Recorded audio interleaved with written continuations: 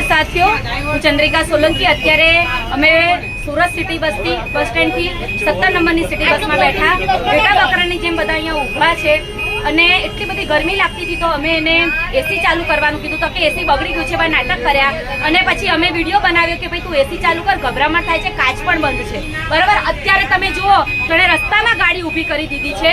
અમને બધાને એવી દાદાગીરી કરીને ધમકી આપે છે કે તમે બધા અહીંયાથી ઉતરી જાઓ અને અત્યારે જો એસી ચાલુ થઈ ગયું.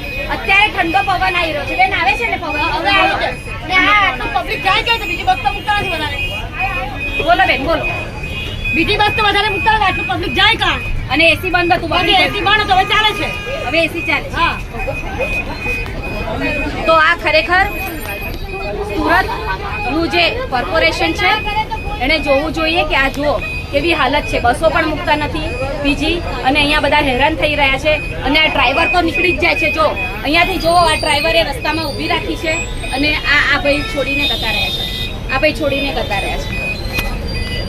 એટલે આ સુરતના કમિશનર સુધી અમારો વિડીયો પહોંચે કે જુઓ અહીંયા ડ્રાઈવર કેવી દાદાગીરી કરે છે ને પબ્લિકને કેવી રીતે હેરાન કરી રહ્યા છે. આ બધી પબ્લિક જો ઘરે જવા વાળી, સોમવારનો આજે બધાને ઉપવાસ છે, દીકરીઓએ શ્રાવણ મહિનાનો ઉપવાસ કરેલો છે, આ બધા લેડીઝો છે અને આ બધા જો હેરાન થઈ રહ્યા છે. એસી કે બગડી ગયું છે, બગડી ગયું છે. અત્યારે એસી ચાલે છે ને બેન? એસી ચાલે છે ને? હવે ચાલુ થયું છે. હવે બોલો બોલો ભાઈ. એ લોકો ફેરા કેન્સલ કરવાના, એસી હવે ચાલી રહ્યું છે. ત્યારે લાગે કે બંધ થઈ ગયું. ત્યાં સુધી શું કહેતા હતા આપણને? હા, બંધ છે, એસી નહીં ચાલતું. એસી બગડી ગયું છે, બંધ છે, એસી નથી ચાલતું. અત્યારે એસી ચાલુ થઈ ગયું છે અને આ તમે જો ડ્રાઈવર ગાડી છોડીને નીકળી ગયા છે, ઉતારીને રસ્તા વચ્ચે. ડ્રાઈવર છે નહીં, ડ્રાઈવર છે નહીં અને આ ઉતારીને આવી રીતે જતા રહે બરાબર છે. આ જો આ પબ્લિક જો ગાડીની અંદર